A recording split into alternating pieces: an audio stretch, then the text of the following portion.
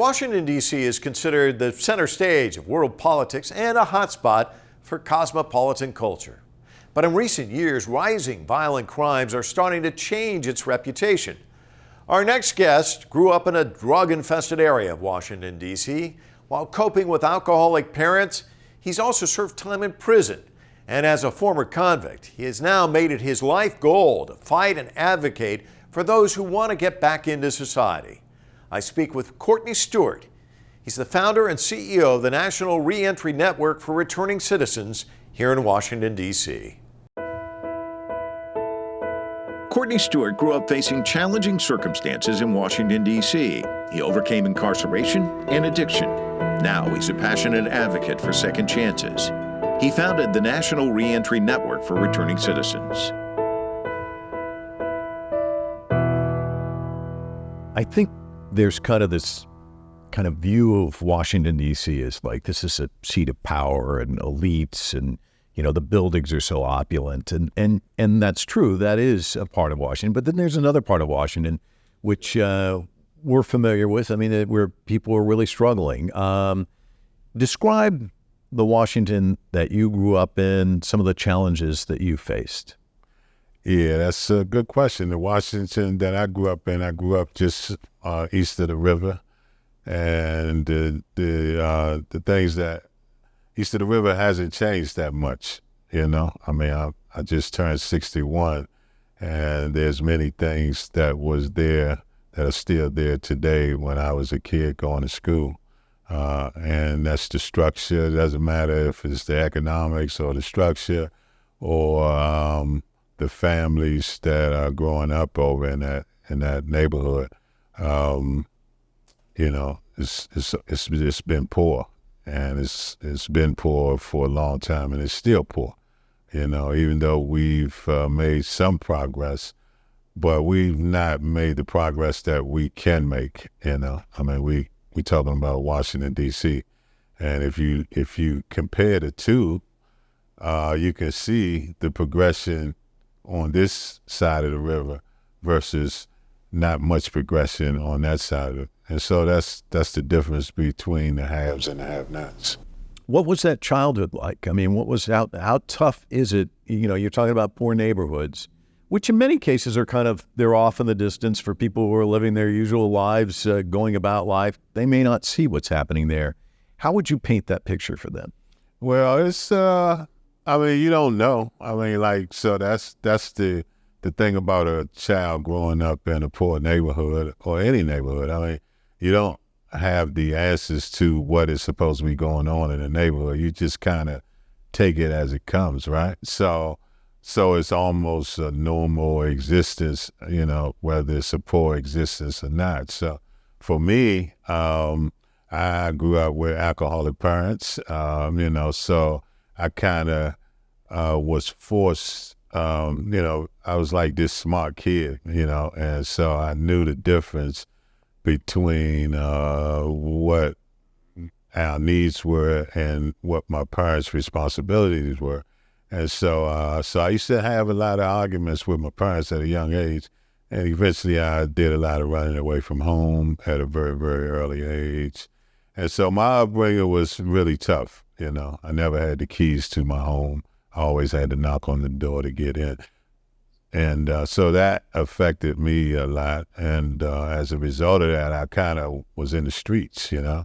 I did a lot of sleeping in the streets. I slept at bus stops. I slept at parking garages. I slept in gas station restrooms, you know, and I even slept right outside my doorstep, you know, in the hallway. So,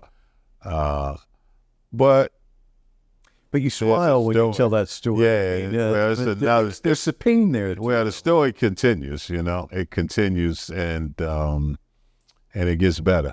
Yeah. Well, it takes a while. Me. It takes a while to get to the smile and the laughter phase. Sure. I mean, there's a lot of pain. Well, I healed a lot. You know, I've done a lot of work on myself to this point. So you're gonna get a lot of smiling out of me. You know what I mean? Yeah, I'm living a wonderful life. You know. So, but my childhood, I never forget where I come from. So you can ask me any question about my childhood, and I can give you direct answers about that.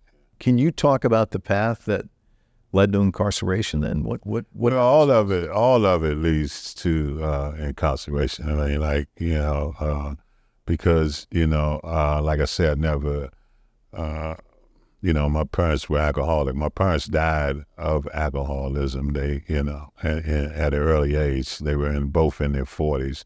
But what led me into the criminal legal system was I was a foster kid. So, it started there. My foster parent was probably one of the worst foster parents on the planet. I mean, like, he had a lot of foster kids, but he was very irresponsible, and he didn't care. I guess he was getting a check from us or for us, and that was basically it. So I was on my own there. And I was with a bunch of men that was older than me, actually. When I first went to foster care, I was 12 years old. And it was a bunch of men living there. So I learned about lying, stealing, and cheating right there within the foster home.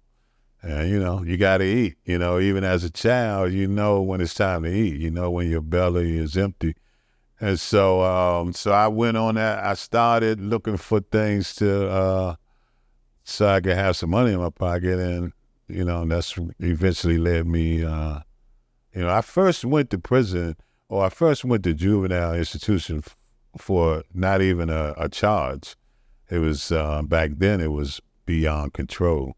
So you could go to an institution if your parents said that you were beyond their control. So it's not like I committed a crime. No, I went there because my parents said I was beyond control. How old were you then?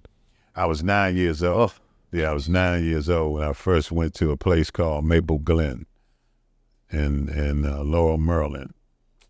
And I graduated. I went from Maple Glen to Cedar Knoll to Oak Hill, and eventually to adult prisons. Incarceration is not nothing to be played with. I mean, like, it's a total different world, and your life can change in a split second in incarceration, So you don't have no control once you are incarcerated. All your control is taken away from you.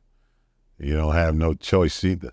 So like, it's a very sickening and dangerous community, because, it's a self-governed community, and it's very violent.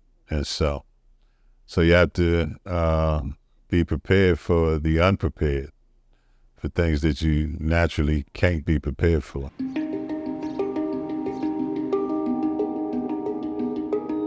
Racial disparities persist in the U.S. prison system. As of 2021, African Americans constitute about 33% of the overall prison population. This, despite the fact that only 13% of the U.S. population is Black. It's a punitive system, right? And like we always, we kind of, it's learned behavior though. Like, it's this punitive behavior, this draconian type behavior is just learned behavior. And we need to undo it, If you look at the prison industrial complex, it's a $80 billion industry right now. And so that's a lot of money, and so you got a lot of people that's invested in that, and they don't want to give up their investment, but the collateral consequences of the prison industrial complex has not, it's almost destroyed the Black community, it's definitely, it has disenfranchised many of us. When you look at, we need to be thinking about alternatives to prison or some type of diversion program. If you look at our prison system, it's somewhere in the 80 percentile that most of those individuals are locked up for nonviolent offenses.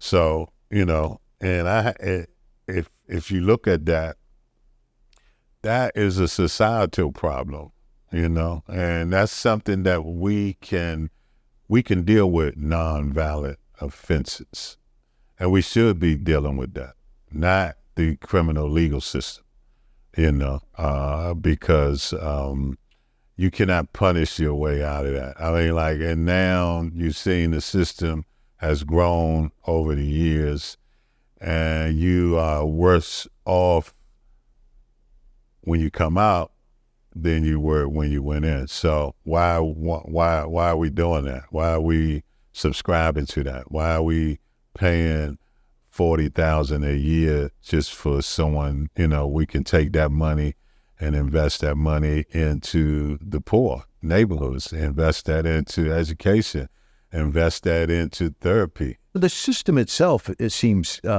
pretty messed up too, right? It starts with the people who run the system, and we can change whatever we want to change. It's just I mean, we know that we are fighting some of the older conditions of slavery and racism in America. So these things have had a stranglehold on our society for a long time. And so, now a lot of this is visible, and, we are having conversations more. And so it's just time to do something different. It's time to reimagine all of this. We have millions and millions of kids that's going to school that's dealing with the lack of,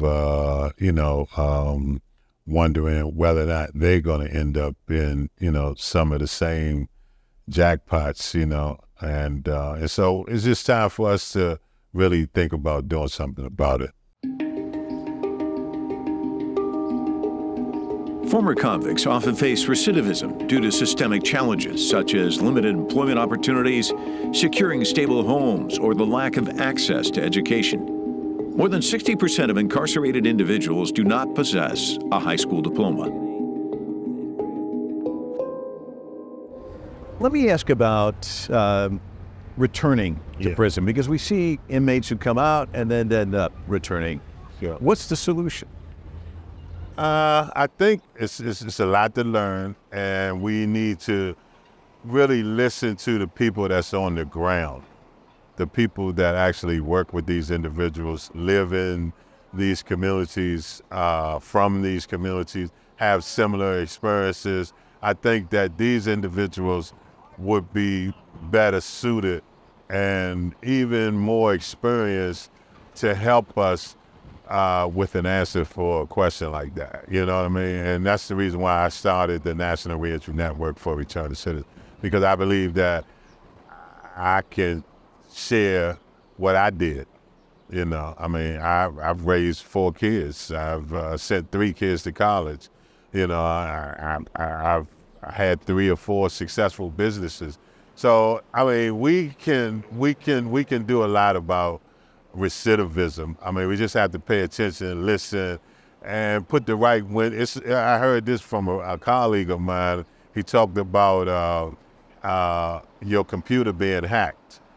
And the best way to fix a hacked computer is to go and get the people who hacked it in the first place.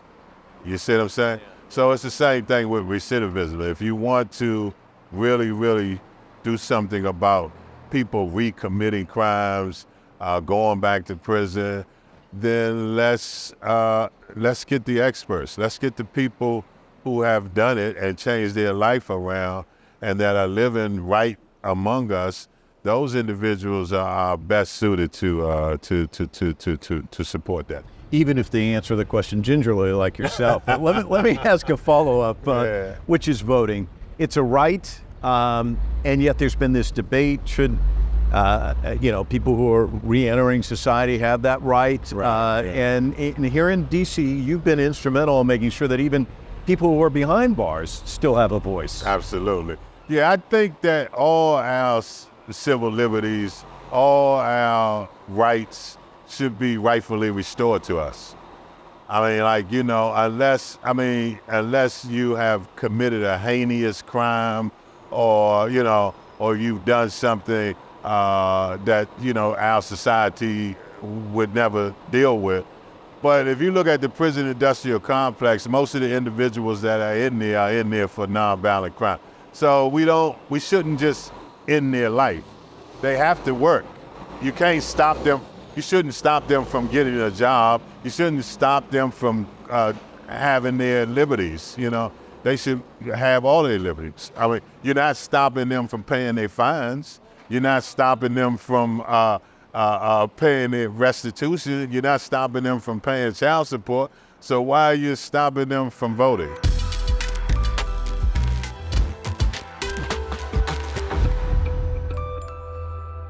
The other thing is language, and one of the things that maybe you can talk a little bit about this is the language that we use. Returning citizen. Sure. It's got a nice ring to it. It's not a phrase that's been used a lot in my lifetime to describe you or others. It gives a sense of dignity. It describes somebody differently. It reframes the conversation. Can you talk to us about landing on those two words and what those two words mean to you and mean to others who are returning citizens? Yeah, well, you know, there was a group of us that got together in D.C., and we put forth legislation before, you know, we recommended before the city council to change the name, you know, because this was around the time, I think, when Martha Stewart went to prison. And we just, you know, we know that if people keep calling us convicts and ex-offenders, ex-felons, that, you know, we're going to be judged, you know, continue to be judged that way. So yeah, we were, that term, it came from D.C. We fought for that and we eventually got it.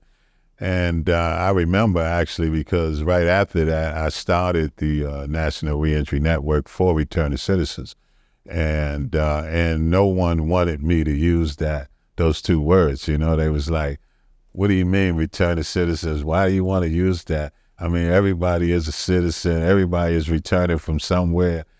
And it's just like change, you know, like I stuck with it. I mean, most of my friends and buddies who wanted to use it too, they didn't.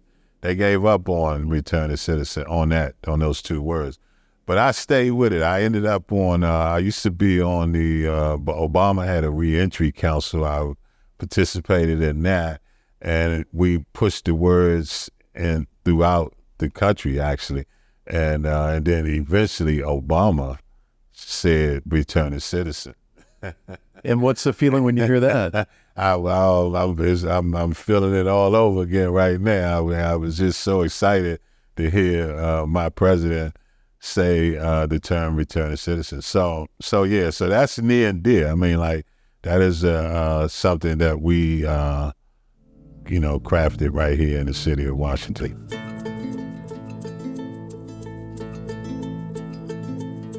Courtney has helped transform the lives of returning citizens by facilitating growth, family unification, job retention. He helps to foster a safe environment for individuals looking for second chances. You must have success stories, but I imagine there's also, some that don't go the way you'd want. Absolutely. So talk to me about the ups and downs of a job like this, because it's not. There can be really high. The numbers, as they relate to returning citizens, they don't start out being good numbers, you know. You're starting from probably not so good number, and, that's why we have to improve the quality of life through having these conversations and being honest about what we're really, really dealing with, So, our numbers have been fair, I'm an advocate. So it's not really about me. It's about the truth with me. It's just that simple. Like, we're dealing with a population that has a slew of issues, I mean, it could be literacy issues. It could be abandonment issues. It could be mental health issues. It takes a lot to overcome that. So what we have learned to do is kind of slow everybody down, you know, to a pace that we can make progress at, you know, and that's including even the people who want to support us. We want to slow them down too, you know, because reentry, it takes time, you know what I mean? You cannot, you know, these individuals been away for a while. So to get them to understand what is being asked of them, you got to slow them down to a pace that they can really understand it, you know, and then you can build from that. It is an extraordinary journey. Thanks for sharing part of it with us. It's been a delight talking to you. Thanks so much. Thank you. I appreciate it.